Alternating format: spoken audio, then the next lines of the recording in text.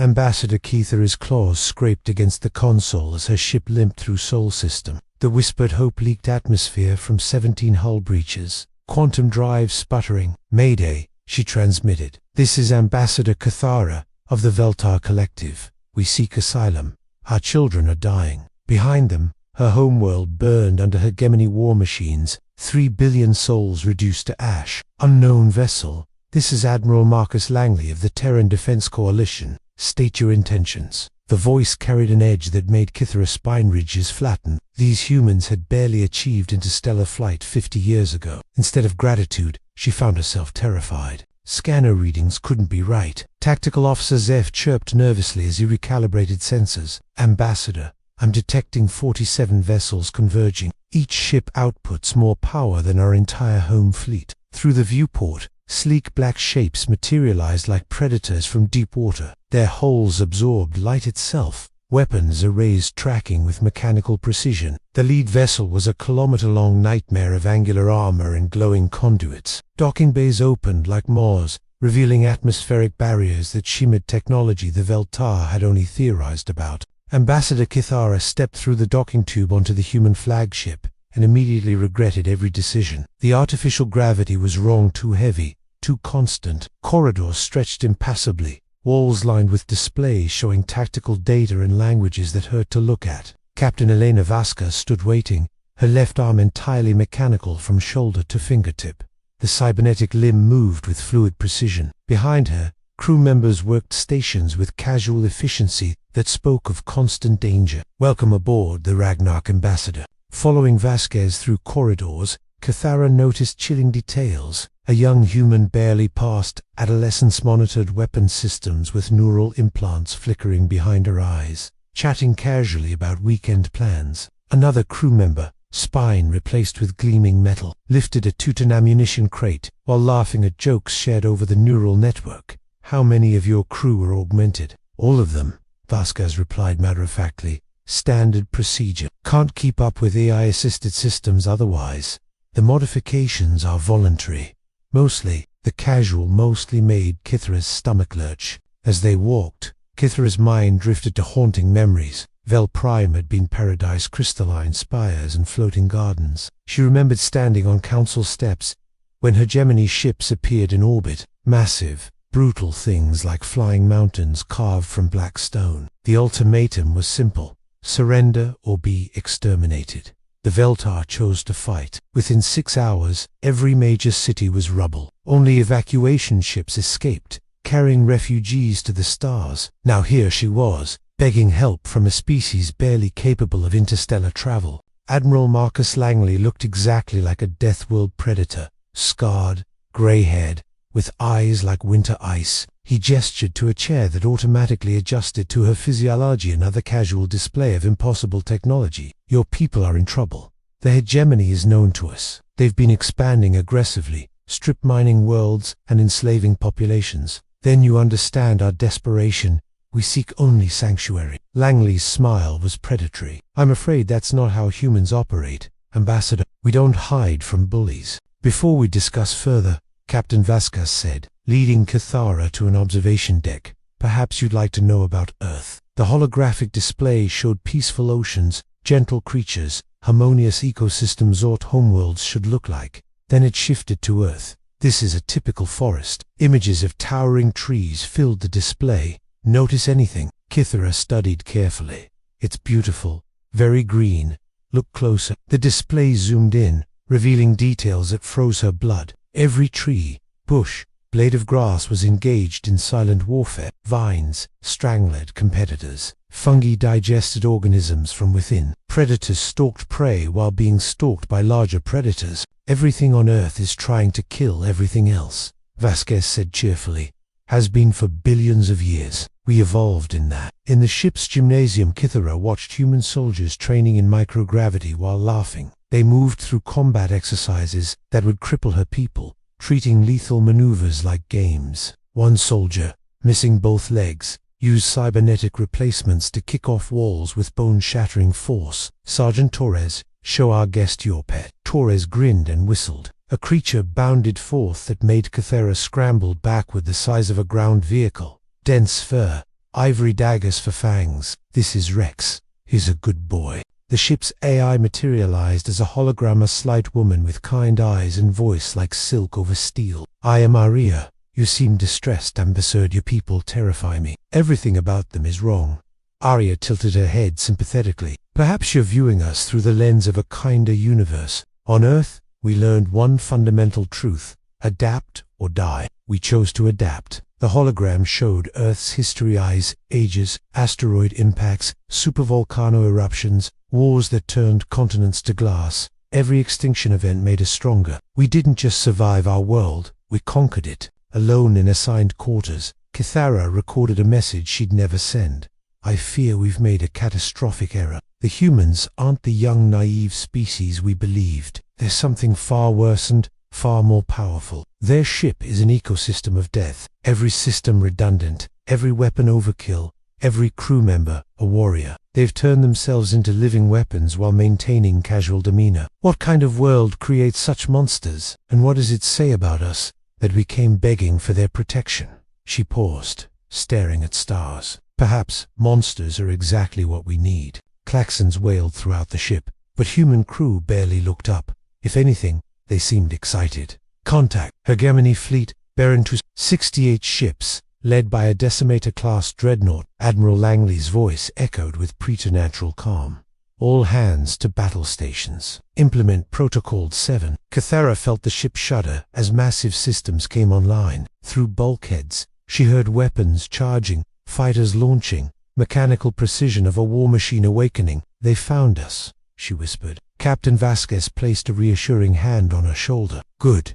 We were getting bored. The transformation of the human fleet was like watching predators drop camouflage. Ships that seemed threatening now revealed true nature. Solar collectors unfurled like metallic flowers, drinking energy from Sol itself. Drone swarms poured from launch bays like angry insects, each controlled by AI minds calculating death with mathematical precision. The Ragnarok deployed armor plates folded against its hull, doubling in size. Weapons arrays emerged from concealed positions. This is excessive, Kythara protested. Surely you don't need Ambassador, Langley interrupted. You're about to learn something important about humans. We don't fight fair. The Hegemony fleet dropped out of hyperspace with characteristic brutality. 68 ships arranged to inspire Terra-massive capital ships, surrounded by fighter swarms, hulls scarred from 1,000 conquered worlds. At their head was the Iron Tyrant, a Decimator-class dreadnought 3 kilometers long, armed with planet.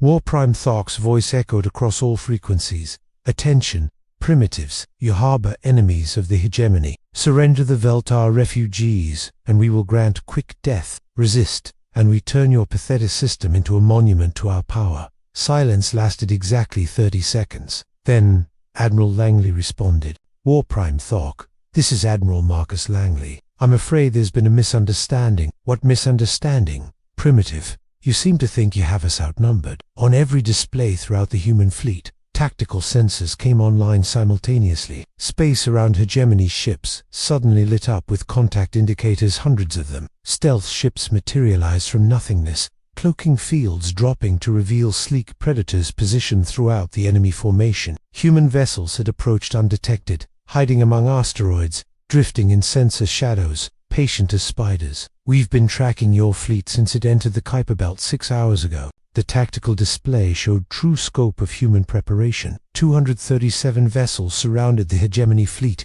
ranging from massive dreadnoughts to nimble destroyers. Each bristled with weapons that defied conventional physics. Here's how this works. Langley's voice cut through space like a blade. You have exactly one chance to leave our system intact. Turn around, jump to hyperspace, never return. War Prime Thok's laughter was harsh. You dare threaten the Hegemony? We have conquered 1,000 worlds. You have 30 seconds to begin withdrawal. After that, we demonstrate why Sol system has never been conquered. 29 seconds passed. On the 30th, War Prime Thok opened fire. The Hegemony's opening salvo should have been devastating. Planet cracker beams lanced across space. Fusion torpedoes streaked toward human ships. Antimatter charges detonated in brilliant flowers. Every shot missed. The human ships moved like living things, hulls bending and flexing in ways that violated everything Kythara knew about material science. They slipped between beams of destructive energy, rolled away from explosions, danced through the storm of death with impossible grace. Then the humans returned fire, initiating gravity bombs. A weapons officer announced with the same tone someone might use to order coffee. Kythara watched in mounting horror as human ships launched simple metallic spheres. They drifted toward the Hegemony fleet with deceptive laziness. When they detonated, reality screamed. Space-time twisted around each gravity bomb, creating pockets of distorted physics that turned Hegemony ships inside out. Dreadnoughts that had survived planetary bombardments crumpled like paper, hulls folding through dimensions that shouldn't exist. But gravity bombs were just the opening move. Human fighters swarmed through chaos like predatory fish, weapon systems adapting in real time. What should have been prolonged battle became systematic dismantling. Time to target elimination. 3 minutes, 47 seconds, Ari announced. War Prime Thok's flagship made a final desperate run toward Earth itself. Its massive engines flared as it accelerated past the human fleet, aiming to take humans with it in glorious final charge. It made it exactly 47 kilometers before Admiral Langley's ship intercepted it. The Mjolnir was smaller than the Hegemony flagship, sleeker, built for precision rather than intimidation. When the two ships engaged, it wasn't a fight, it was a demonstration. The human ship dissected its opponent with surgical precision, targeting key systems with weapons that phased through armor. Within minutes, the pride of the Hegemony fleet was a drifting hulk. And that concludes today's lesson in human diplomacy. Ambassador Kythara collapsed into her chair, mind struggling to process what she'd witnessed. The most feared military force in the galaxy had been obliterated in less than 4 minutes. Not defeated, obliterated. How? She whispered. Captain Vasquez sat beside her, expression sympathetic. Ambassador, your people made the same mistake everyone makes when first encountering humans. You assumed we were like you, evolved for peace, cooperation, harmony. She gestured toward the tactical display, where human ships were already beginning rescue operations for Hegemony survivors. We weren't. Every single day on Earth is a battle for survival. We've been at war with our own planet for millions of years, and we won. In the aftermath, Admiral Langley met with Kythara in his private office. Walls were lined with books, actual paper books and models of ancient human vessels. Your people are welcome in human space. But there are conditions. What conditions? Loyalty. Complete, absolute loyalty to the Terran Coalition. Your people will be citizens, not refugees. That means you share our burdens as well as our protection. He leaned forward, eyes intense. It means when the next enemy comes, and there will be a next enemy, your people stand with us. It means your children learn human ways alongside Vel'Tar traditions. Kythara thought of her burning homeworld, of children in refugee ships. What if we refuse? Langley's smile was gentle. Then we'll find you a nice, safe system somewhere far from here. Bye, Ambassador. The galaxy is becoming dangerous. You can face it alone, or you can face it as humans. The integration process began immediately. Vel'Tar refugees were distributed among human worlds, each family paired with human men. Kythara found herself assigned to Lieutenant Sarah Kowalski, a young human genuinely excited about cultural exchange. First lesson is sarcasm. It's how humans express affection, frustration, and basically every emotion. She demonstrated with examples that left Kythara's translator smoten. This is needlessly complex, Kythara protested. Welcome to humanity, Sarah replied with a grin that somehow managed to be both warm and terrifying. Young Zeph had been assigned to a human family with children. 8-year-old Emma introduced him to a mid-sized predator with intelligent eyes and impressive fangs. This is Luna. She's a wolf dog, half wolf, half domestic dog. Zeph's species had no concept of domesticated predators. Is it safe? He asked nervously. Oh, absolutely, Emma's father confirmed. Luna's very well trained. She only attacks on command. The creature approached slowly, tail wagging. When she gently pressed her massive head against his hand, Zeph felt something shift in his understanding of humans. They didn't just conquer their world's predators, they befriended them. General Patricia Stone addressed the newly integrated Vel'Tar citizens in a ceremony broadcast across the coalition. Welcome to humanity. You came to us broken, fleeing, desperate. You asked for mercy, and you were surprised when we offered something far more valuable. You are no longer refugees. You are humans. not by birth, but by choice, by commitment. You'll find us strange. We are violent when we need to be, gentle when we choose to be, and utterly ruthless when our families are threatened. We will ask you to be the same, but remember this: no human stands alone. No human family goes undefended. No human world falls while any of us draw breath. The ceremony ended with the traditional human response: not polite applause, but a roar of approval that shook the station's bolt. Around them, humans and Vel'Tar celebrated together, children of two worlds learning to see the universe through each other's eyes. The formal ceremonies concluded with a celebration spanning multiple space stations. Ships from across the system gathered in Jupiter's orbital space, crews mingling in a festival that exemplified everything wonderful and terrifying about human culture. Kythara found herself dancing with Admiral Langley, who had initially terrified her. The steps were simple, the rhythm infectious, the joy genuine. Ambassador Langley said as they spun through low gravity, "I have a confession." "What's that?" "We knew about the Hegemony long before you arrived. We've been preparing for them for years." "Then why? Because we needed allies, not just victory.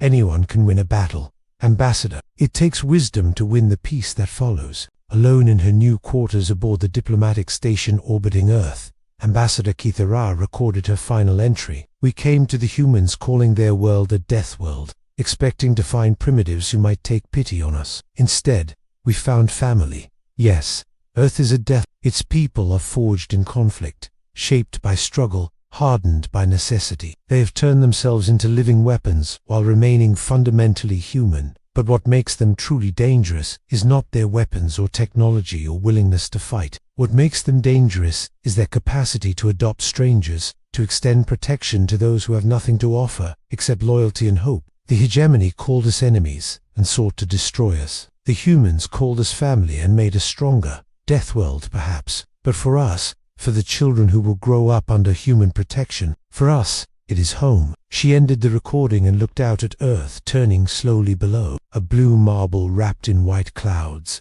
beautiful and serene. It looked so peaceful from orbit. She smiled, finally understanding the joke.